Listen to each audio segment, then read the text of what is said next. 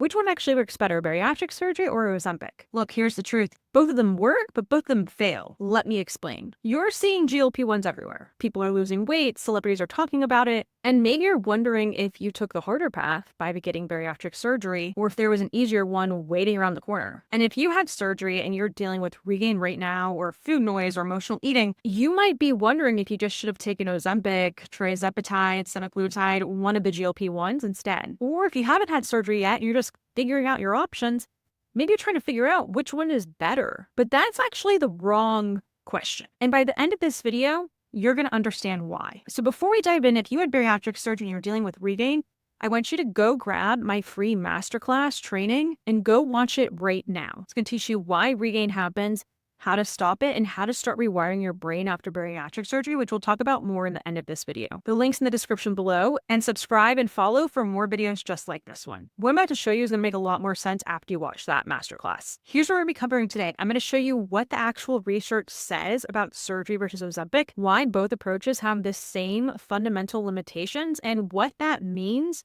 for you if you've already had surgery or you're on Ozempic, or maybe you're just trying to decide which path to take. But here's the thing, there's a lot of debate out there, but nobody is asking the question that actually matters. And you deserve to know what that is. This is your body, your life, your health. For those that don't know me, and if I'm completely new to you, I'm Jessica Lawson. I'm a certified nutrition coach and bariatric coach. I had bariatric surgery myself. I've lost over 140 pounds, and more importantly, I've kept it off while building a completely different relationship with food, myself, and my body. And I've worked with hundreds of bariatric women, and here's what makes me different from a lot of people that talk about this topic. I spent the last 2 years working specifically with bariatric patients, both men and women. And I've seen what works, I've seen what doesn't, and I've heard every single question and concern you can imagine about surgery, regain, and yes, whether Ozempic would have been easier. And a lot of my clients have come to me when they were on Ozempic or on tirzepatide or semaglutide or any kind of different assistance. I've also done something that a lot of people haven't. I've actually read the research, talked to professionals. I'm not a doctor, so this is not medical advice at all. I haven't just read the headlines, not just the marketing, but the actual long-term studies that are comparing these approaches. Now, there's new studies coming out all the time, especially on GLP-1. So this video is being recorded on December 29th, 2025. So when I see this conversation happening everywhere and I see the confusion it's creating for women who made a thoughtful decision about surgery, I knew I had to address it with actual facts. And I know what you're thinking right now. Jessica, I went through surgery. I physically amputated my body. I dealt with the recovery. I changed my entire life. And now there's a shot, an injection I can take that could have done the same thing. And that question is completely valid, especially if that's what you're asking yourself. If you're feeling some regret, some FOMO, some what if, that's completely normal. You're not wrong for wondering. But let me walk you through what the studies actually show, because the picture is very different from what you're seeing on social media or marketing, etc. So first, let's talk about how these actually work in your body, because the mechanisms are completely different. When you had surgery, let's say gastric sleeve, like I did, here's what happened. Your stomach was reduced in size, yes. But more importantly, the part that produces ghrelin, your hunger hormone, that was largely removed. Your body also started producing more GLP-1, which is a hormone that helps you stay full. Now, if you had gastric bypass, even more happened. You got all those hormonal changes, plus your food absorption was rerouted, creating additional metabolic changes. Now, Ozempic, on the other hand, works completely differently. It mimics one hormone, just GLP-1. That's it. It's essentially replicating one piece of what surgery does naturally. They're working through completely different pathways, and surgery creates multiple biological changes, while Ozempic creates just one biological pathway. So one versus multiple. But now, how do they compare long term? And here's where it gets really interesting, because for surgery, we have decades of data. For GLP-1s, we don't have decades of data. So the longest studies on gastric bypass show that 72% of people maintain greater than 20% weight loss at 10 years. Now, for gastric sleeve, we have less long-term data since it's a newer procedure. Same with the switch. But here's something that I need you to also know, is that 76% of people, 76% regain weight within 5 years. That's a lot. That is a lot. And no one talks about this. Now, let me be clear about what that means. It does not mean that 76% of people go straight back to their starting weight. Most don't. What it means is that most people regain some of their weight from their lowest point. Maybe it's 15, 20, 30, 40, 50, 60, 70, 80 pounds, but they're lighter than they were before surgery. But it could be not by much, it could be by a lot. But they're not at that lowest weight they hit in year 1 or 2. So if you're experiencing regain right now, you're not alone, you're not broken, you're actually in the majority. Now let's look at Ozempic. So in clinical trials, people lost up to 15% of their body weight. And that sounds good, right? But here's what they don't tell you in the commercials too. A major study called Step 1 followed people after they stopped taking Ozempic. And within 1 year of stopping, participants regained 2/3 the weight they had lost. That's a lot. And here's the kicker. Real-world data shows that only 47% of people are still taking Ozempic at the 1-year mark, less than half. And here's what that means in practice is that the Step 1 extension study found that 1 year after stopping Ozempic, participants maintained only about 5.6% of their weight loss from their original starting weight. Yeah. So let's put this together. Surgery, better long-term outcomes, but 76% of people still experience some regain. Now, this is based on the studies that we have access to today. Ozempic, based off of the study that was done, the participants on average regained 2/3 of the weight that they lost after stopping Ozempic, and only 47% of people stick with it for more than a year. Different tools, different mechanisms, but here's what I want you to see. Both have the same fundamental limitation.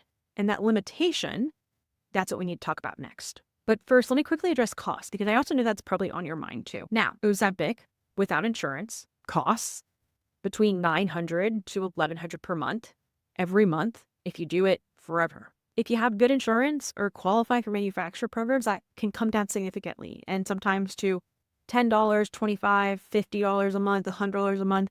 But that's not everyone, and insurance coverage can also change. There's a lot of regulation shifts going on right now. And let's say you're one of the lucky ones that's paying $25, $50 a month. Over 10 years, $25 a month, that's $3,000. Over 20 years, that's $6,000. Remember, you have to take it forever to maintain the results. Surgery is just typically a one-time expense. If you have insurance that covers it, which many do for qualifying patients, your out-of-pocket might be minimal. And even if you pay entirely out of pocket, it's a one-time cost. But here's what I want you to understand. I'm not making a financial argument here. The costs vary so dramatically based on your insurance, your location, your specific situation, that it's really impossible to make blanket statements. What I am saying is this. With surgery, you pay once, and the biological changes are permanent. With medication, you're paying monthly to maintain an effect that disappears when you stop. But then there's also something way more important than costs that nobody's talking about. Here's the truth that changed everything for me, and it's what I see with every single client that I work with, because both surgery and Ozempic are legitimate medical tools, and I want to be really clear about that. I'm not here to bash medication or make anyone else feel bad about their choices because I had surgery. Here's what nobody wants to say out loud. Neither surgery nor Ozempic fixes the real problem, the real reason why you gained weight and needed surgery or Ozempic in the first place. Because surgery patients regain weight, not because their surgery failed, not because they're not disciplined, but because surgery just changes your stomach. It doesn't change your brain and the reasons why you gained weight in the first place.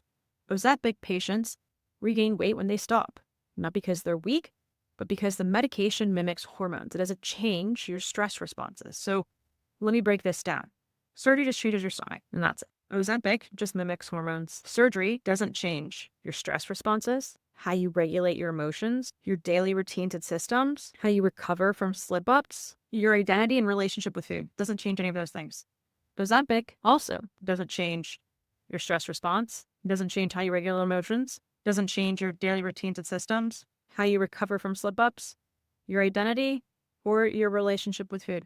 Do you see what I'm getting at? Different tools, same missing piece. And the research shows that surgery provides superior long-term effectiveness and the 10-year data is stronger. The biological changes are more comprehensive. But even with surgery's advantages, 76% of patients still experience regain because the biological tool cannot do the psychological work. Ozempic works, but it works temporarily for most people because when the medication stops, nothing has changed in how they think, react, or cope unless they do the work they need to. And most people do not because Doctors aren't trained on how to do that. The people who succeed long-term with either approach have done the deeper work of changing how they think, how they respond to stress, how they structure their days, how they see themselves. The people who struggle, they're still waiting for the tool, whether it's surgery or medication, to do the work that only they can do. Here's what I've learned from my own experience and from working with hundreds of women and bariatric patients in general. When you have surgery, especially in those first few months, you're forced to change. You're forced. You physically